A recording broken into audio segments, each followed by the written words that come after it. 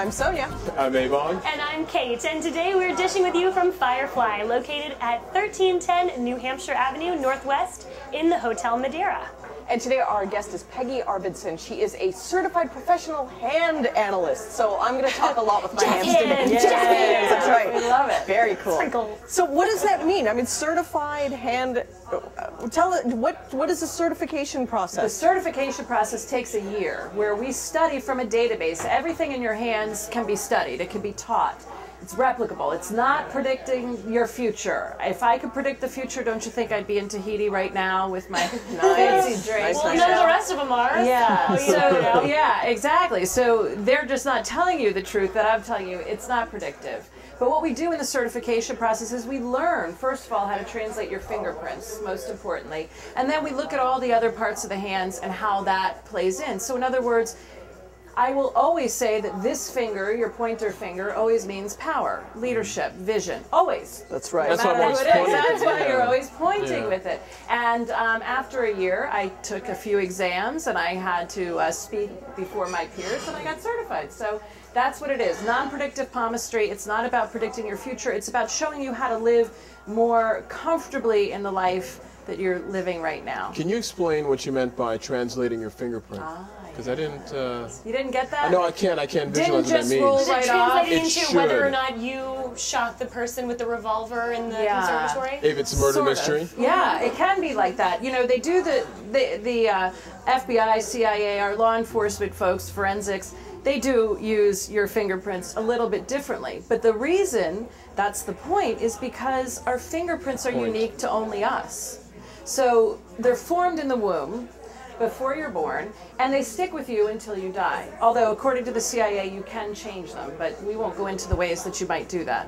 So what I learned is how to translate all of the whorls, or the dermaglyphics is really what it's called, in your fingerprints, Wow. and tell you, based on where they are, which ones are the high ranking, which ones are the low ranking, and how that plays into. What is ranking? Yeah, I need more. Okay, you need more? A whorl. When you're thinking of a Right. fingerprint, you're probably Okay. thinking of the ones they show you on TV that looks like a weather like a pattern. target. Yeah. Yeah. That is a whorl. It's the most complex Okay. for my purposes. The police folks that are watching, you go into greater detail. I'm aware So of that. people with more whirls are more intelligent or something? No, yeah, go look for That it. explains Everybody, a lot that now. explains Yeah. everything. No, so we have a whorl is the most complex, and one that we would call an arch that really looks like a wave, really low wave. That would be the least complex. There's 4 main types, and the complexity and what finger they're on. As I said, this finger means power. Your middle finger is all about value and money and Really? time, Value. getting things done. Go figure, right? This is all about creativity, innovation. This is about communication, not only, you know, doing something like this, being, you know, an innovative communicator, but also communicating with your higher self or God or whatever you want to call it.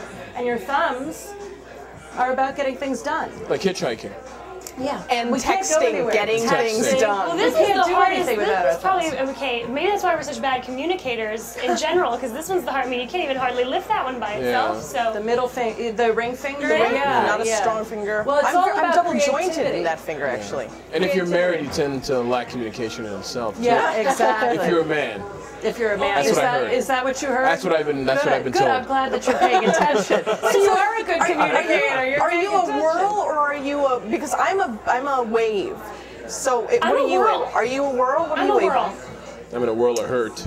Yeah, you're in a world of hurt. You've got really watery hands here, and I have very watery watery. and air hands. So what that says to me is that you're somebody who likes to connect and likes to know what makes me tick or what makes somebody else tick. You probably are also good at remembering birthdays, or you have a system so you can Oh, do that. you got her. I think you've got her. Birthdays not so much, but You have a system. but you know what, you're right. If I know it's somebody's birthday, I like finding the perfect thing that makes them Yeah. tick. Oh, she But got you're me. also, the other thing that the air represents is sort of this ability to, you like to think and you like to process. So that could actually keep you That from might be her. connecting. Yeah, I think so. You know, like sometimes that's your way of, Right. let me, you know, Let me put let's you in a talk box. about how we feel instead of I love you and I want to, you know, the people that know you and love you, and you're very loyal. You're very good to them. I am. But She's boundaries, good. important. That's why you were early, probably, because boundaries really important for people with water. So they have to teach themselves to come up, you know, to show up early. Otherwise,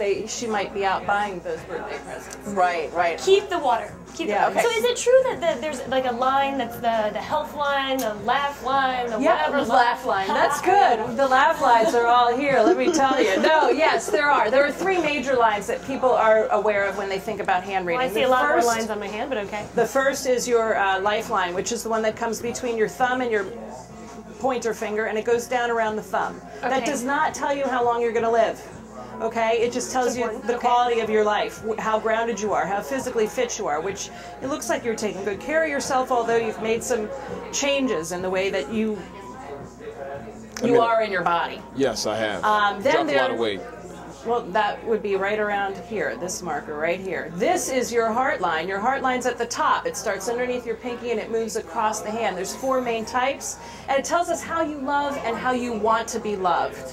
Not if you're worthy of love, not if you are loved, not if you are in love, but how you want to be loved. Oh, wow. You need to know this so you know how to communicate in your relationships. And this line, the line that starts with the lifeline and goes across the hand, is your head line. Tells me how you think, how you want to think, and whether or not your head gets in the way. So there you go. Is it different right versus left? Is there? Yeah, there's some difference. Your right hand generally represents you in the world. It's amazing when I started reading hands how many people told me that they were left-handed but right-hand dominant. Because we use our right hand so often. Yeah. Once in a while, I'll reverse and I'll say the left hand is you in the world, but the right hand is you in the world, where you are now, what you're doing with the energy and the information you have, and your left hand is sort of that inner you that you might think about when you're doing your own meditation or who I want to be when I'm, you know, when I grow up. So now that you know how to do this and you're doing it for other people, where does that take you? What are you doing with this information, and how are you helping people? I was going to make a joke that I'm posting it all on my website. No, I'm just kidding. I don't. I hold people's, you know, identity and their story is important for me to keep private. But the whole point is to help them live a more fulfilled life. You know, I have a friend whose tagline is, without a life, what's the point? And I really believe that. Without a life, what's the point? Why aren't you doing that big dream now?